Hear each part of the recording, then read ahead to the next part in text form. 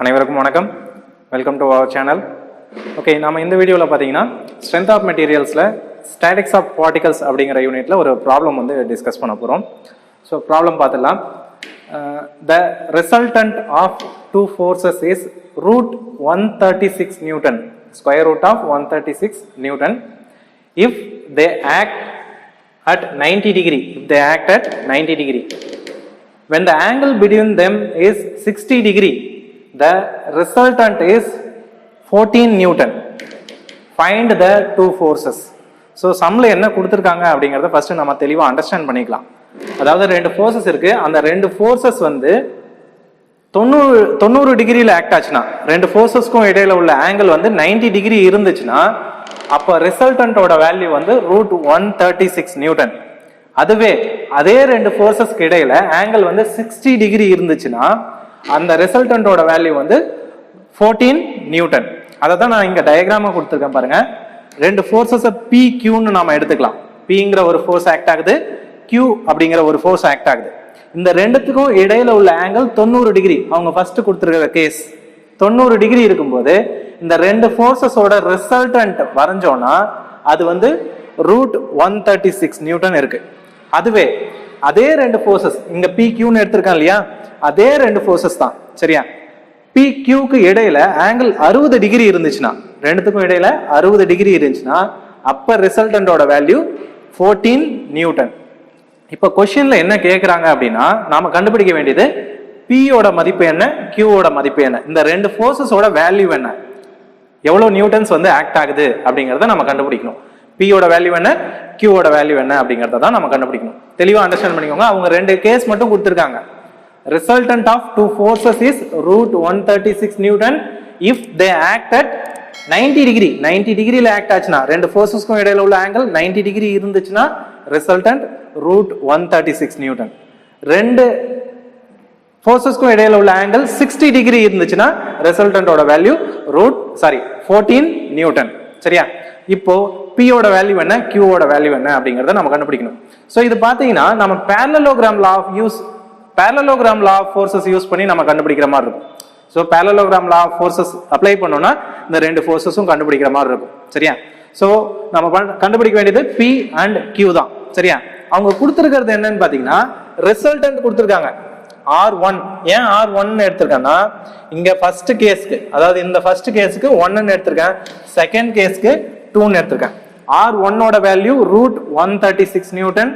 அப்ப ஆங்கிளோட value θ1 equal to 90 degree. R2 ஓட வேல்யூ 14 நியூட்டன்.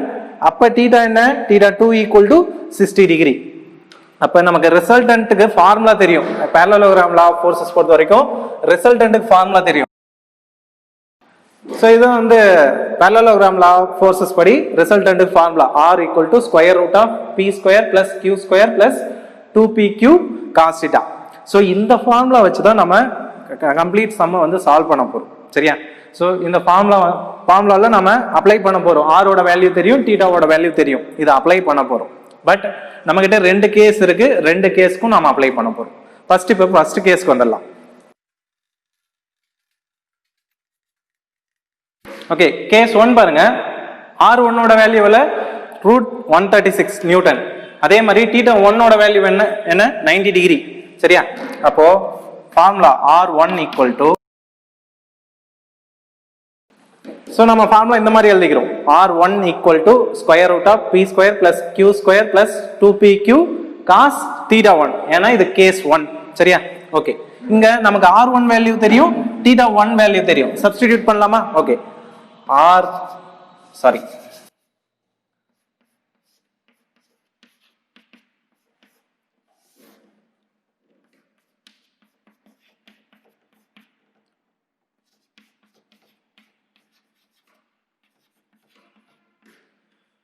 ஓகே, R1 ஓட வேல்யூ ரூட் 136. அதை சப்ஸ்டிடியூட் பண்ணிட்டேன்.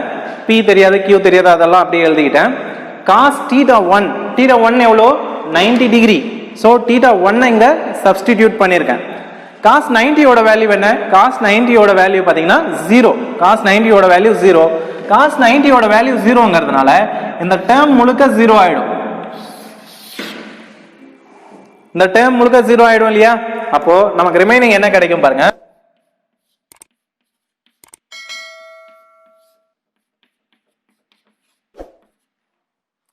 இந்த மாதிரி கிடைக்குமா?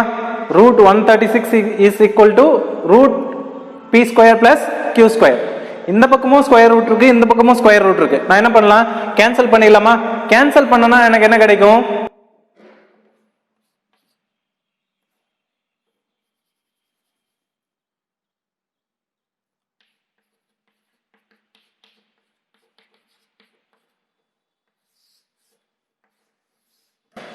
இந்த மாதிரி ஒரு ஈக்குவேஷன் கிடைச்சிருக்கு எனக்கு. P square plus Q square equal to 136 அப்படின்னு ஒரு ஈக்குவேஷன் கிடைச்சிருக்கு. இதை ஈக்குவேஷன் 1 அப்படின்னு வச்சுக்கிறேன். நான் இதை ஈக்குவேஷன் 1 வச்சுக்கிறேன். இப்ப கேஸ் 2 வரலாமா? கேஸ் 2க்கும் நம்ம இதே மாதிரி சால்வ் பண்ணலாம். கேஸ் 2 வரலாம். கேஸ் 2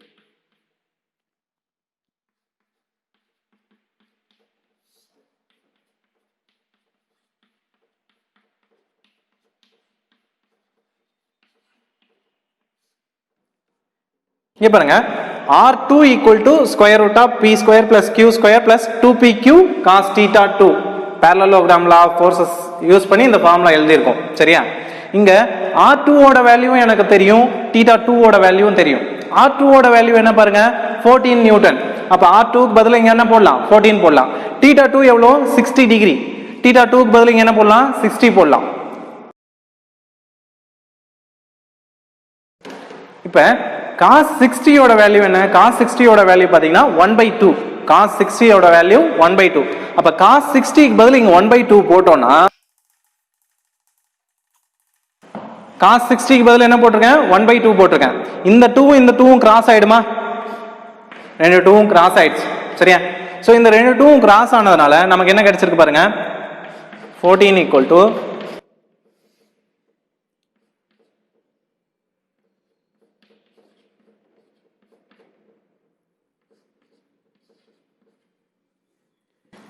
இந்த மாதிரி கிடைச்சிருக்கா? p square plus q square plus pq இதோட square root is equal to 14 அப்படின்னு கிடைச்சிருக்கு. நான் என்ன பண்றேன்? ரெண்டு பக்கமும் ஸ்கொயர் பண்றேன். இந்த ரெண்டு பக்கமும் ஸ்கொயர் பண்றேன். ஸ்கொயர் பண்ணும்போது 14 ஸ்கொயர் பண்ணோம்னா 196 கிடைக்குமா? 14 ஸ்கொயர் பண்ணும்போது 196 கிடைக்கும். இஸ் ஈக்குவல் டு இந்த ரூட் ஸ்கொயர் ரூட் இந்த பக்கம் கேன்சல் ஆயிடும். அப்போ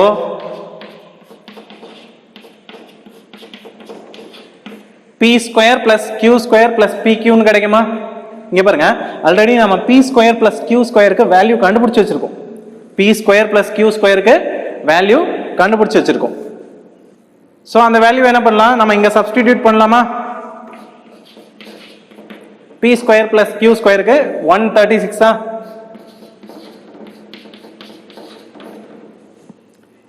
இப்போ இதை சால்வ் பண்ணோம்னா நமக்கு இந்த 136 இந்த பக்கம் கொண்டு போகலாம். இந்த பக்கம் கொண்டு போனோம்னா PQ equal to 196 minus 136. அப்போ நமக்கு கிடைக்கக்கூடியது 16 கிடைக்கும். P into Q equal to 60. இத ஈக்குவேஷன் 2 அப்படின்னு வச்சுக்கலாம். நம்மகிட்ட இப்ப ரெண்டு ஈக்குவேஷன் இருக்கு. P square plus Q square equal to 136. PQ equal to 60 அப்படின்னு ரெண்டு ஈக்குவேஷன் இருக்கு. சோ இதை வச்சு நம்ம ஃபர்தரா வந்து சால்வ் பண்ண போறோம். அதாவது கேஸ் 1 யூஸ் பண்ணி நம்ம ஒரு ரிலேஷன்ஷிப் கண்டுபிடிச்சிருக்கோம். கேஸ் 2 யூஸ் பண்ணி ஒரு ரிலேஷன்ஷிப் கண்டுபிடிச்சிருக்கோம். இந்த ரெண்டு ரிலேஷன்ஷிப்பை யூஸ் பண்ணி ஃபர்தரா நம்ம சம்ம சால்வ் பண்ணலாம். சரியா? நம்ம ப்ராப்ளம் ஃபர்தரா எப்படி சால்வ் பண்ண போறோம் அப்படின்னு பாத்தீங்கன்னா, ஸ்டெப் 1ல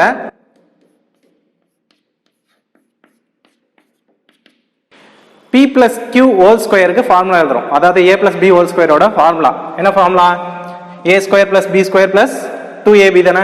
சோ அதை எழுத போறோம்.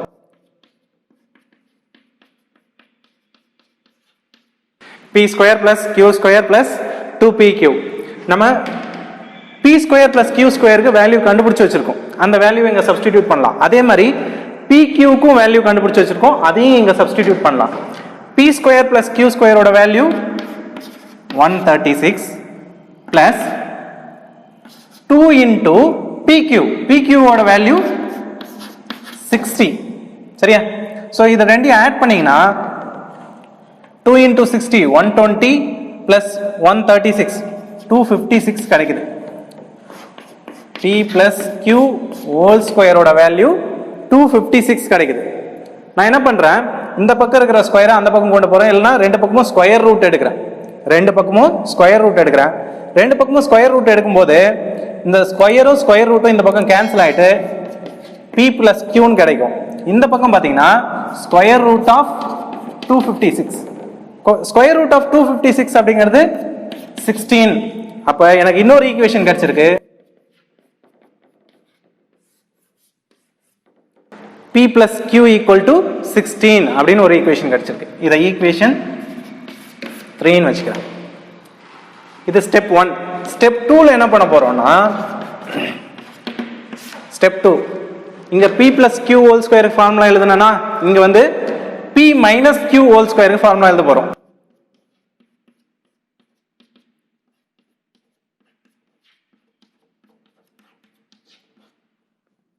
P minus Q whole square formula என்ன? P square plus Q square minus 2PQ. சரியா? சோ இங்க நம்ம P square plus Q square க்கு வேல்யூ தெரியும், PQ க்கு வேல்யூ தெரியும், சப்ஸ்டிட்யூட் பண்ணலாம்.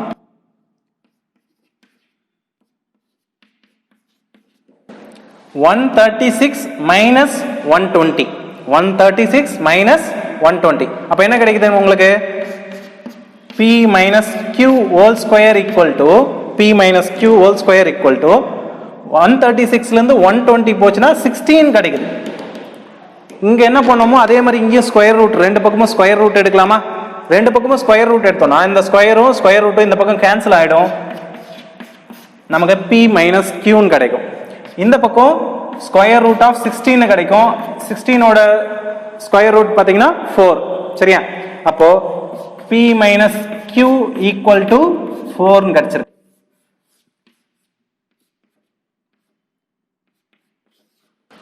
இது ஈக்குவேஷன் நம்பர் 4. இங்க P plus Q equal to 16, இங்க P minus Q equal to 4. இந்த ரெண்டு ஈக்குவேஷனும், ஈக்குவேஷன் 3 ஈக்குவேஷன் 4, இந்த ரெண்டையும் எடுத்து நான் இங்க எழுதுறேன். P plus Q equal to 16, P minus Q equal to 4. நம்ம இந்த ரெண்டு ஈக்குவேஷன் என்ன பண்ணலாம்? ஆட் பண்ணலாம். ஆட் பண்ணோம்னா plus Q minus Q ரெண்டும் கேன்சல் ஆயிடும். இது ரெண்டும் பிளஸ்ல இருக்கு, அப்ப 2P. இது ரெண்டும் பிளஸ் பண்ணோம்னா 20. 2P equal to 20 கிடைச்சிருக்கா? அப்ப P equal to 10. இது வந்து Pங்கிறது first force. P equal to 10 newton. Okay, ஒரு ஃபோர்ஸ் கண்டுபிடிச்சாச்சு. P equal to 10 newton. நம்மளோட ஈக்குவேஷன், ஃபர்ஸ்ட் ஈக்குவேஷன் பாருங்க, P plus Q equal to 16. ஃபர்ஸ்ட் ஈக்குவேஷன்ல P plus Q equal to 16. P ஓட வேல்யூ 10 னா Q ஓட வேல்யூ என்னவா இருக்கும்? 6 ஆ இருக்கும். அப்ப அல்டிமேட்டா Q equal to 6 Newton. So அவ்வளவுதான் விஷயம். நம்ம ரெண்டு ஃபோர்ஸஸ் என்ன அப்படிங்கறத கண்டுபிடிச்சாச்சு. சோ இந்த சம் பொறுத்த வரைக்கும் நீங்க என்ன பண்றீங்க அப்படின்னா, சம்ல என்ன கொடுத்திருக்காங்க? ரெண்டு கேஸ் கொடுத்திருக்காங்க. ஆங்கிள் 90 டிகிரியா இருக்கும்போது ரிசல்டன்ட் என்னன்னு கொடுத்திருக்காங்க, ஆங்கிள் 60 டிகிரியா இருக்கும்போது ரிசல்டன்ட் என்னன்னு கொடுத்திருக்காங்க. அந்த ரெண்டு கேஸுக்கும் நீங்க ஃபார்முலா எழுதி இந்த மாதிரி ரெண்டு ஈக்குவேஷன் வந்து ஃபார்ம் பண்ணோம். நாம அந்த ரெண்டு கேஸ்க்கும் parallelogram law of forces படி ஈக்குவேஷன், ரிசல்டன்ட்டோட ஈக்குவேஷன் என்னவோ அந்த ஃபார்முலா எழுதி அதுல வந்து ரிசல்டன்ட்டோட வேல்யூ அண்ட் தீட்டாவோட வேல்யூ சப்ஸ்டிட்யூட் பண்ணீங்கன்னா உங்களுக்கு இந்த மாதிரி ஈக்குவேஷன்ஸ் கிடைக்குது. இந்த ஈக்குவேஷன்ஸ் கிடைச்சதுக்கு அப்புறம் என்ன பண்ணுங்க, ரெண்டு ஸ்டெப். ஃபர்ஸ்ட் ஸ்டெப்ல வந்து P plus Q whole square formula எழுதுறீங்க. செகண்ட் ஸ்டெப்ல வந்து P minus Q whole square formula எழுதுறீங்க. இப்படி எழுதும்போது P plus Q என்ன வேல்யூ, P minus Q என்ன வேல்யூ அப்படிங்கிறது நமக்கு கிடைக்கும். இது ரெண்டும் கிடைச்ச உடனே எடுத்து ரெண்டுத்தையும் ஆட் பண்ணோம்னா Q ஒன்று பிளஸ்லயும் ஒன்று மைனஸ்லயும் இருக்கிறதுனால கேன்சல் ஆயிடும். 2P equal to வேல்யூ கிடைக்குது நமக்கு. அப்ப P ஈஸியாக கண்டுபிடிச்சிடலாம். அண்ட் தென் அதை யூஸ் பண்ணி அந்த தேர்ட் ஈக்குவேஷன்ல சப்ஸ்டிட்யூட் பண்ணி நம்ம Qவையும் கண்டுபிடிச்சிடலாம். That's it. Okay, thank you so much.